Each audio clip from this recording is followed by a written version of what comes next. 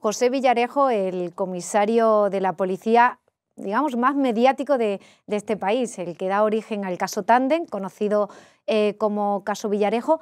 Las actuales cloacas del Partido Socialista, formada por Leire Díez y por el empresario Javier Pérez Olsé, parten de usted, de material que usted tenía. Bueno, más que partir de mí, diría que soy el origen de ese mercadeo que ha habido con mis archivos. A mí me incautan todos los archivos en el 2017.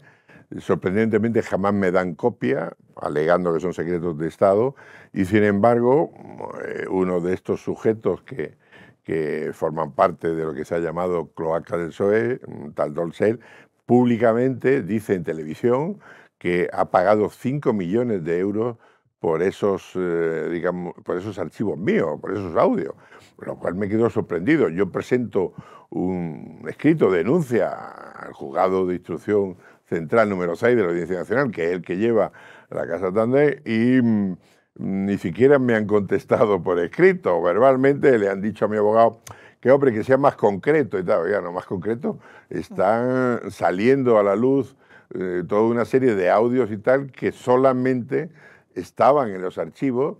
Y es más, insisto, el propio Dolcel ha dicho que durante años él era el que filtraba esos audios mientras yo estaba en prisión, con lo cual era muy divertido oír como todos estos villarejólogos, estos expertos en mí, decían que era yo de prisión, que es que me gustaba que me imputaran y por eso filtraba los audios para que me abrieran piezas, ¿no? Indiscutiblemente, agradezco además mucho a ustedes, que son los primeros que me dejan por lo menos poder responder, porque lo he intentado en todos los medios. Todo el mundo habla de que Villarejo, los audios, tal, vamos, y sin embargo nadie me ha preguntado qué opino yo de que se haya mercadeado de esa manera tan obscena e impresentable de lo que en teoría solamente tendría que estar a disposición de la autoridad judicial.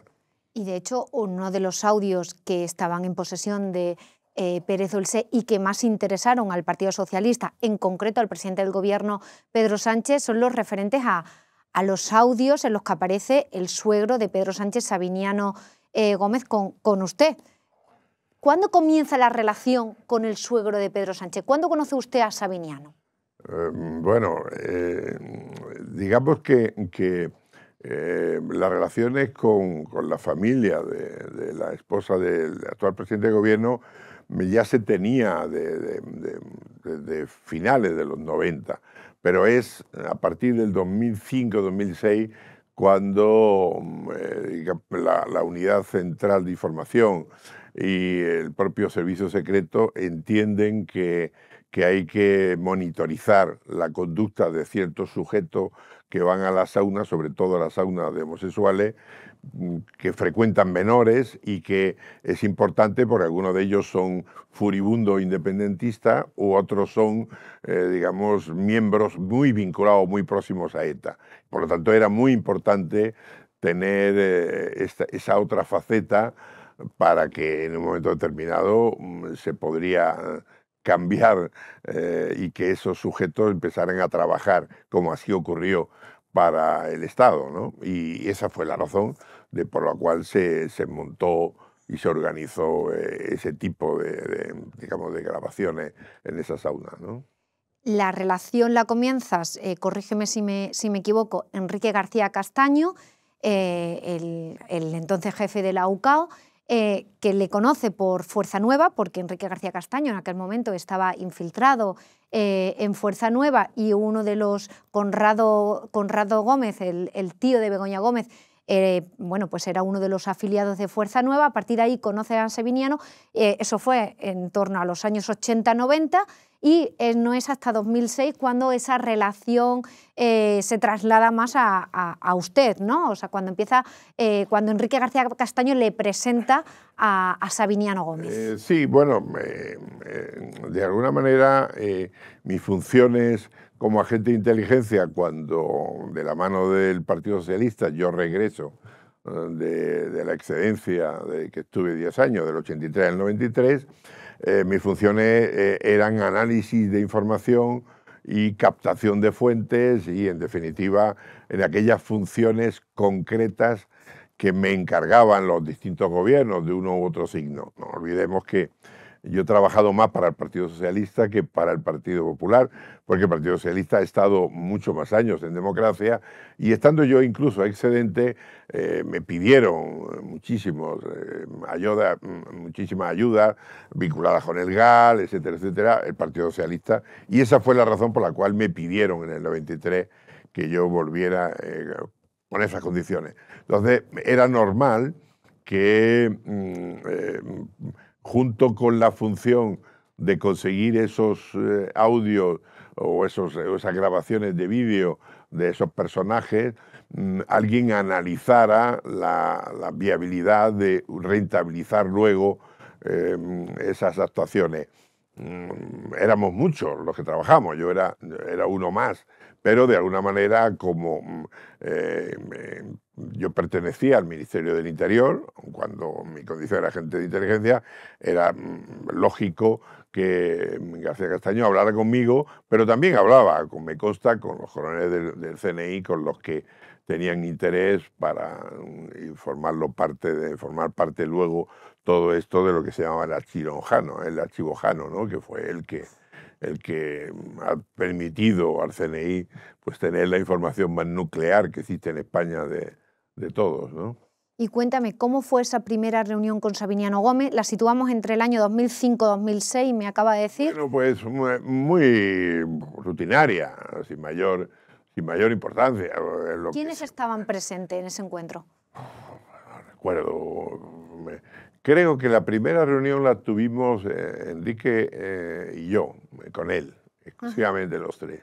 Y bueno, es la clásica reunión de trámite. Oye, mira, este es un compañero, tal, que me va a ayudar. Eso fue Enrique, ¿no? Y yo le dándole las gracias, oye, Sabiniano, muchas gracias por el bien que le haces a España, en fin, etcétera, etcétera. Como era una persona que yo sabía que tanto él como mucho más su hermano Conrado, e incluso su hermano mayor, era una persona muy de derechas, muy vinculado, pues el tocarle el lado patrio siempre ayuda, ¿no? Entonces, esa fue poco más o menos siempre de trámite para que cuando en alguna ocasión no pudiera acudir a la cita Enrique, pues lo fuese yo. Normalmente todas las actuaciones que se hicieron eran gente del equipo de la UCAO, ¿no? De la unidad de apoyo operativo que llevaba el comisario Castaño y mi labor era otra, era una labor de análisis, de inteligencia y de valorar la importancia o no de lo que pudieran darnos aquellas personas que cuando se sentían descubiertas, digamos, pues se prestaran a colaborar a cambio de que el secreto permaneciera, ¿no? ¿Y a qué acuerdo llegaron con Sabiniano Gómez? Es decir, ¿cuál era su función para el Estado? Bueno, de permitir que se instalara una serie de equipos y que al día siguiente se recogiera las grabaciones que en esos equipos había.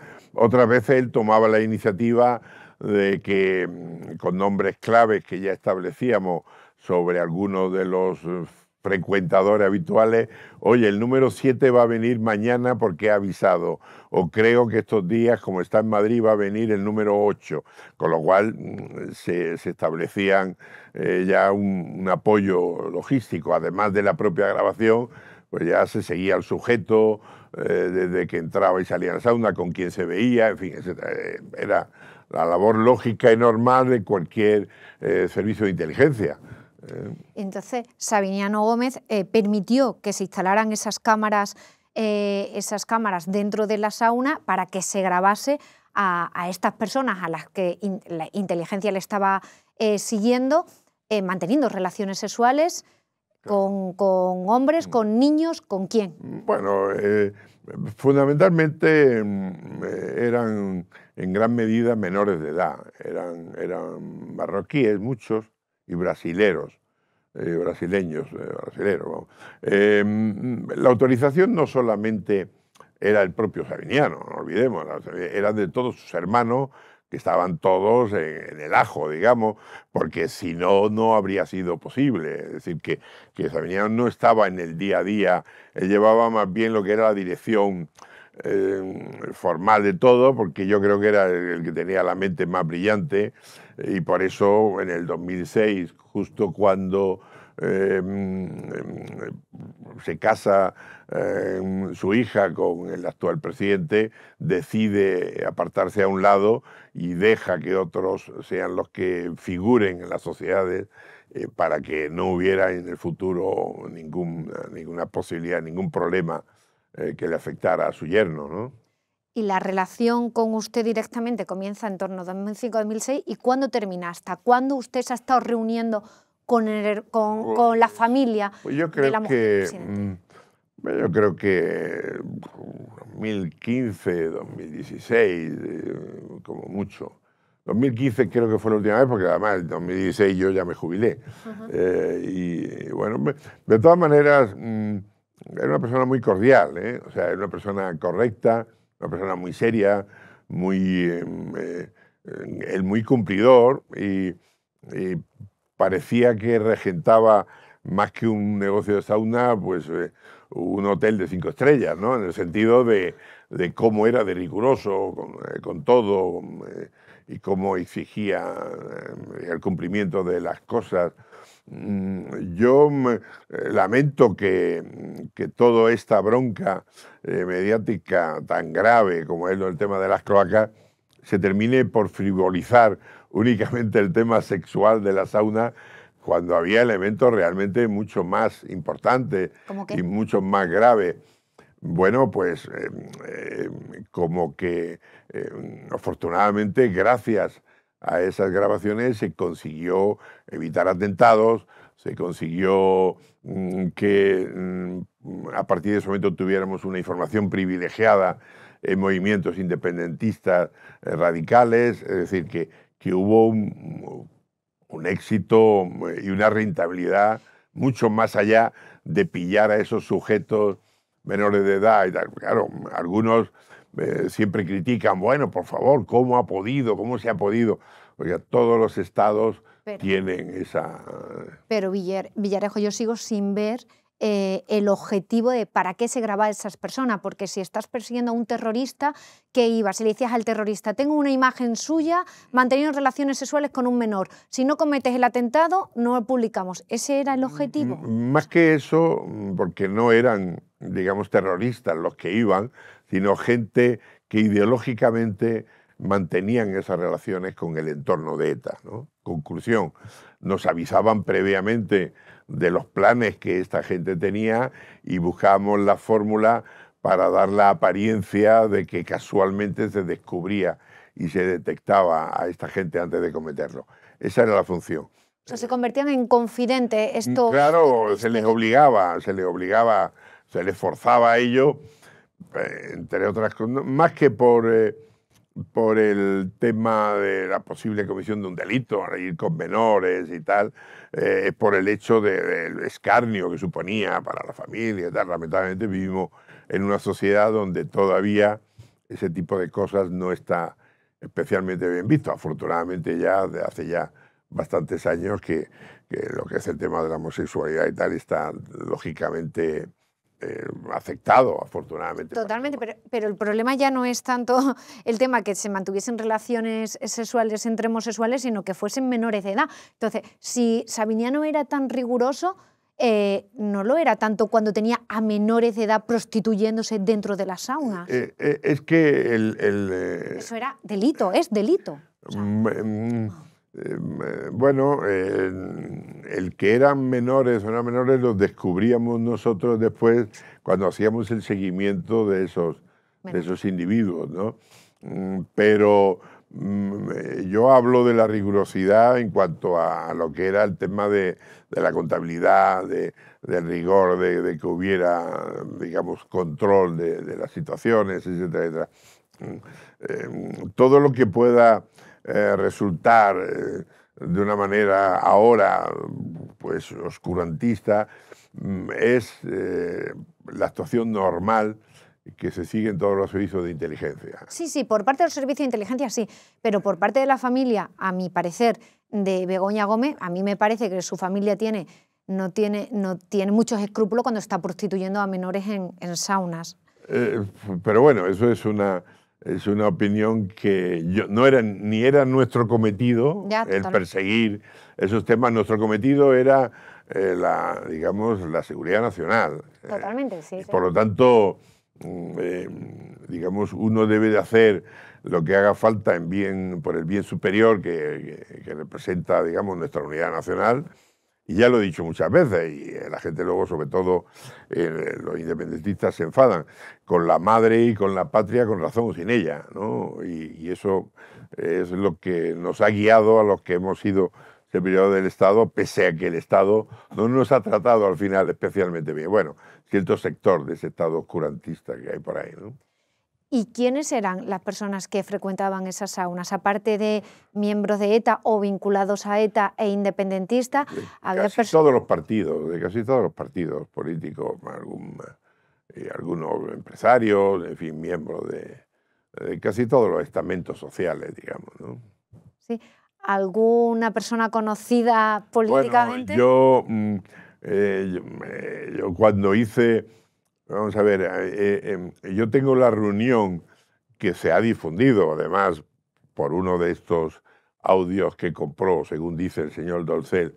Yo tengo una reunión con el secretario de Estado, con Francisco Martínez, quiero recordar, en mayo de 2014, justo cuando es nombrado por primera vez secretario general del PSOE, don Pedro Sánchez.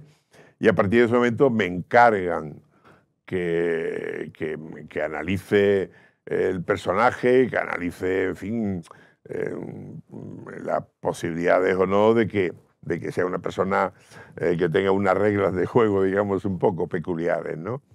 Y yo por eso creo que es, después de varios meses, en noviembre o diciembre, creo que es en noviembre. Bueno, lo he visto en la carátula de Televisión Española, que me sorprendió ver digamos, la primera página del informe que yo elaboré en el 2014, la vi. Mi amigo Javierito Rubí, que es un hábil investigador, la mostró, ¿no? Entonces era de noviembre.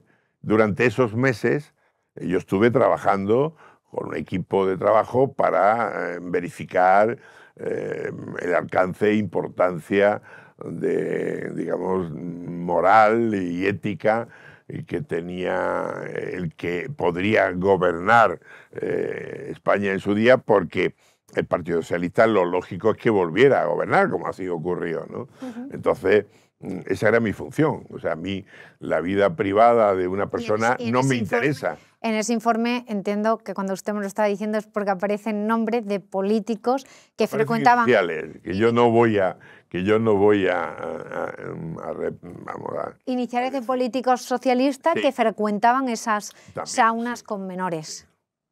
Sí, es lógico, todos los medios estos afines a las cloacas, ¿no?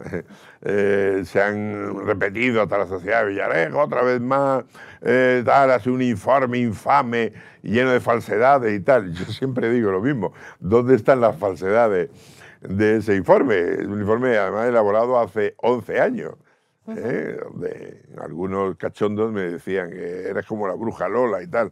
No es que sea un adivino, es que analizo los hechos y hago proyecciones a futuro en base a toda una trayectoria que he verificado por las distintas fuentes, que es mi obligación de comprobar. Y en ese material que se le incautó a usted, están esas reuniones con la familia de Begoña Gómez, con el padre, con Sabiniano o con sus tíos, y también está el material que se iban a recoger cada X tiempo. Iba un miembro de la UCAO, usted me explicaba, a recogerlos a las saunas, es decir, esas grabaciones de esos políticos. Normalmente, si existía alguna, habrá sido de una manera anecdótica. Normalmente no era mi función guardar salvo que me las hubieran dejado para que yo hiciera el análisis o la viabilidad digamos, del personaje. Lo que es cierto, y además lo ha dicho el propio juez instructor, que también ha escrito un libro, aquí todo el mundo escribe libros, ¿no? Sobre mí, sobre Tandem, es increíble. Pues este señor dice que apenas ha salido un 1% de lo que me incautaron y que si saliera más sería terrible, no sé para él, si para él o para el Estado, no sé para quién. Pero la pregunta es, oiga, durante 7 años, ¿qué ha hecho usted como instructor, ¿no? Lo cierto es que en los últimos juicios, agentes del CNI dijeron que apenas se había desencriptado un 30 o un 40%, no recuerdo, de mis discos duros, porque habían recibido órdenes de parar. Pero un 45%, pero entonces esos encuentros que mantuvo con Sabiniano Gómez sí están filmados. Otra cosa es que no se hayan judicializado, pero... La verdad, si le digo la verdad, aunque lo he repetido 1000 veces y la gente dice, ¿cómo es posible? Villarejo, no digo tanto las cintas que se recogían en las saunas de las personas manteniendo relaciones sexuales, digo, bueno, pues esas reuniones que usted mantenía con... Lo normal, insisto, desde el 2000-2001, el CNI decidió monitorizar toda mi vida porque yo estaba en actuaciones en Irak, en fin, en sitios complicados, y ellos entendieron que por mi seguridad monitorizarían todo, pero para mi garantía me darían cada semana o cada 2 semanas una copia de todas esas grabaciones. Hay miles de grabaciones en todos estos años. Es imposible. Yo no he vuelto a oír ninguna de esas grabaciones cuando han salido a la luz. Por ejemplo, la que salió en el 2008 sobre una comida que tuve con la que fue luego ministra de Justicia y fiscal general del Estado. Dolores Delgado. Que fue la razón para la cual, para ya, digamos, tirarme la palada para que no saliera nunca de prisión, ¿no? De verdad, no podría, yo no sé, yo no tengo conciencia de cuántas audios hay, de cuántas conversaciones, de cuántas comidas, porque es imposible, porque yo tenía una serie de programas en donde en mis teléfonos y tal, ellos desde fuera me activaban con mi consentimiento, pero me lo activaban. Por lo tanto, hay muchas comidas que yo, por ejemplo, esa comida famosa con esta señora, yo no recordaba haberla grabado yo. Claro, cuando yo ni recordaba ni lo que había hablado, ni lo que habíamos hablado, como comprenderá, ¿no?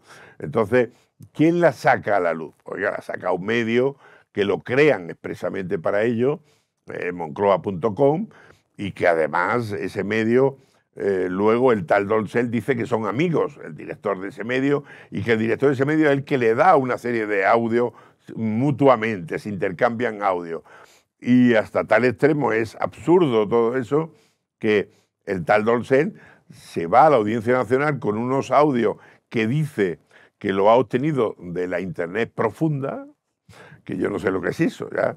Y el juez, sorprendentemente, abre pieza sin verificar el origen de esos audios, ni dónde han venido. Claro, por eso se enfada luego después cuando llega gente luego seria y mira el tema y dice, ¿cómo vamos a iniciar una pieza? Ya hace, digamos, Pepe, que si se grabó gran parte de sus reuniones durante todos esos años, pues que seguramente esas reuniones... Pues probablemente debe existir alguna de esos, pero probablemente también estarán en esa parte que dicen que no se ha desencriptado. Sí. Yo sé que se ha desencriptado el 100%, porque además, incluso el propio director de la policía, en alguno de los juicios, ha dicho que a los 2 días de mi detención, el que le sustituyó yo a él, que por cierto lo nombraron DAO para unos meses porque lo jubilaban enseguida, fue con todo el material a la sede digamos, del CNI para darles una copia para que vieran que todo lo que ellos tenían, que no había, digamos, unas variaciones o que yo no había grabado por mi cuenta otras cosas. Y eso a los 2 días ya lo tenía el CNI. Otra cosa es que fingieran, pero bueno, de alguna manera ahí está ahí está en la Audiencia Nacional todo. ¿Por qué no lo desencriptan? ¿O por qué no le dan a mi abogado una copia que por el principio obviamente de contradicción, lo que tiene el fiscal debe tener el abogado para defenderla? Mi abogado no se ha podido defender jamás con esos archivos que utilizan para acusarme porque nunca nos han dado copia. En una de las grabaciones del año 2016, usted, por ejemplo, hace referencia a los problemas que iba a tener Begoña Gómez para poder declarar el dinero que cobraba de las saunas de su padre, porque ella ejercía una labor de administrativa o similar. Ese audio, que sí que nosotros lo hemos publicado aquí en Dostoyevski, por ejemplo, ese audio. Entonces, no me va a decir su fuente, yo le respeto, pero bueno, me hubiera gustado haber tenido una copia también de eso. Sí. Pero pues está publicada. Pero estará publicado un trocito y tal, imagino, ¿no? Bueno, lo más importante está. Pero en esa conversación, o sea, usted hacía referencia a eso, a cómo podía declarar este dinero, porque justo en ese momento Sánchez ya no estaba, acababa de dejar el partido, luego obviamente volvió. ¿Usted en algún momento vio a Begoña Gómez en las saunas? ¿O por qué esa...? Bueno, eso no. Yo tenía información de esta señora por las fuentes de las saunas por donde ella pasaba, ¿no?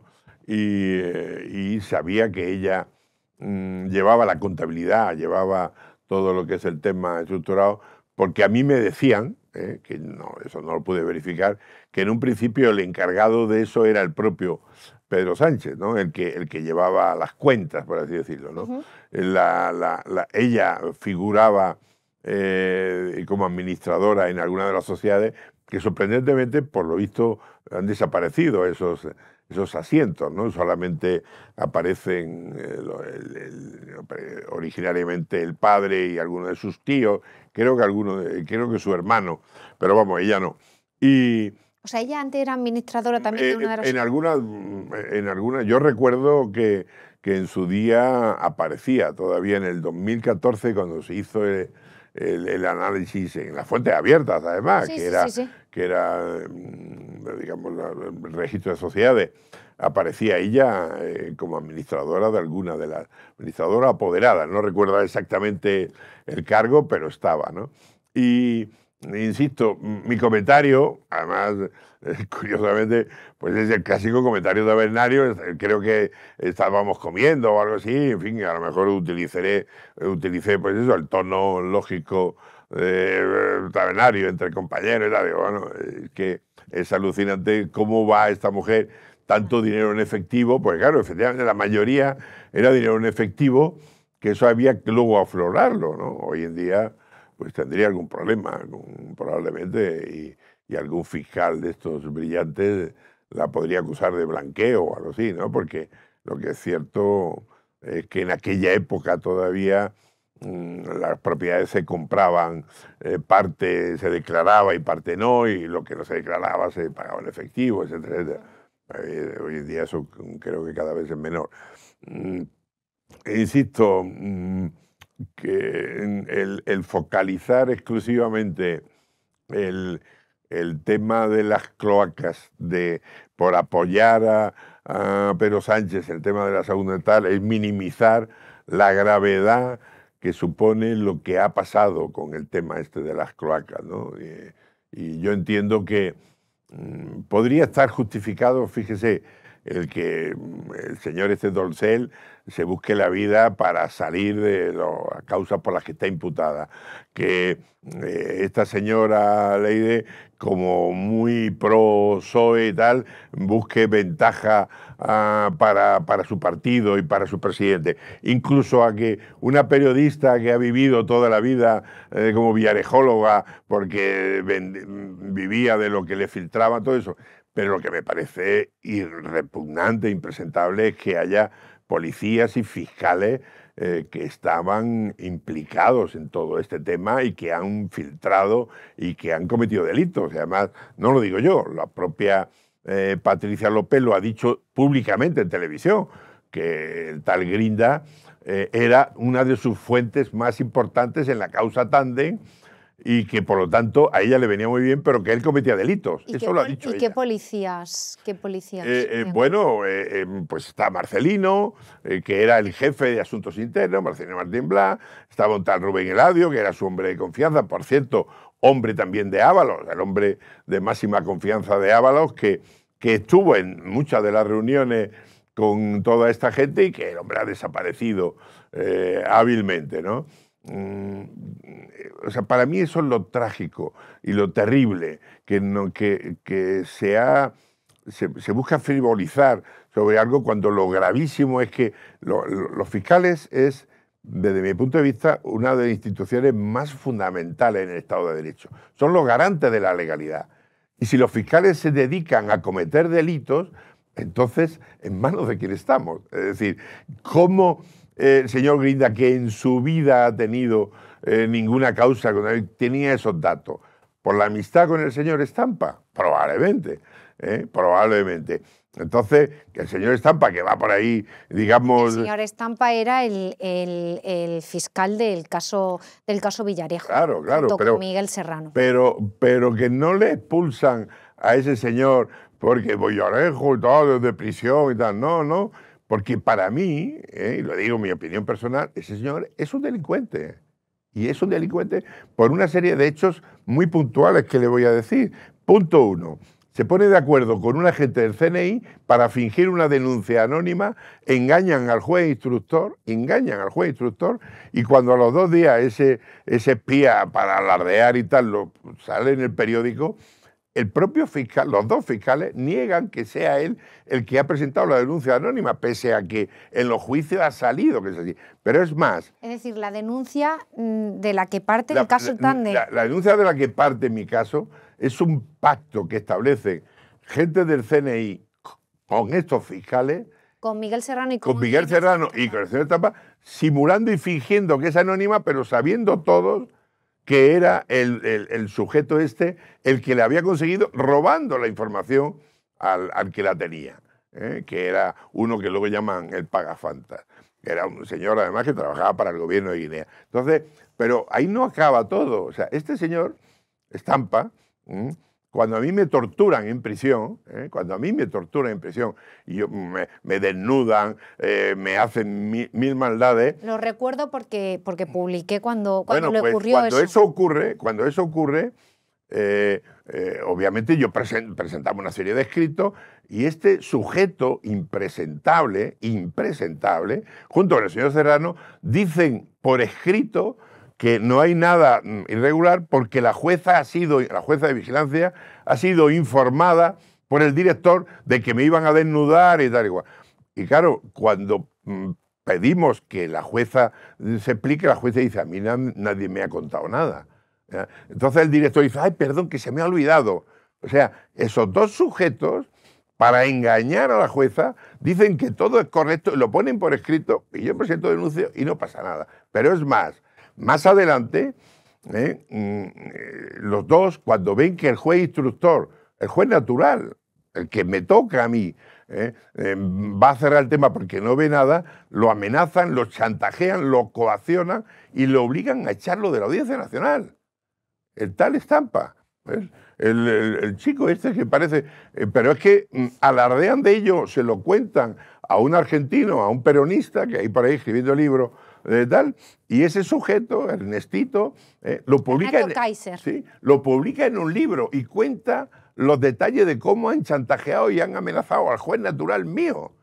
Lo obligan a echarlo de la Audiencia Nacional, y ellos se regodean hasta tal extremo que van a la presentación del libro. Yo todo eso lo denuncio. Nada, no pasa nada. Más adelante se pelean entre ellos los de Podemos, un abogado, un tal Calvente y tal, sale a la luz las implicaciones impresentables que tiene el tal Estampa con una joven abogada de Podemos, Marta Flor, y no pasa nada. Es decir, yo no voy a entrar, porque yo no estaba en la habitación, el grado de intimidad que llegaron a tener, pero lo que sí está comprobado y verificado es que obtuvo información Marta Flor de causas secretas que este sujeto se las dio. Y eso está ahí, y eso además está... ¿Y qué pasó? Que para mí el señor Luzón cometió el grave error del corporativismo, ese malentendido, de decir, bueno, vamos a salvar la imagen. Y no publicaron el contenido de esos chats. Y cuando se le preguntó, el señor Luzón, muy digno, dijo, ¿qué más quisiera esta fiscalía que sacara a la luz este chat, pero entiendan que afecta a la vida privada? No, querido, no. No es la vida privada. Es un fiscal con una abogada, personal de Podemos, que están conspirando para alterar la causa de Tandem, como se ha demostrado con el tema de Dina, que yo estoy deseando de que salga ese juicio, en donde se ponen de acuerdo este abogado, no sé a cambio de qué, porque he oído por ahí, no puedo probarlo, he oído que ya en Canarias tenían fama de que era un chico que era muy dado a las relaciones femeninas, y bueno, que le pregunten a la hija de uno de los imputados en un tema, ¿no? En fin, bueno, lo que quiero decir con ello es que es impresentable que todo eso se permita, se tolere o se encubra, porque la imagen de la Fiscalía es muy mal que se deteriore ante la opinión pública, porque es un pilar fundamental. Y la inmensa mayoría de los fiscales que yo he conocido son gente muy honorable, gente que se la ha jugado, gente brillante, gente que han matado y tal, ¿entiendes?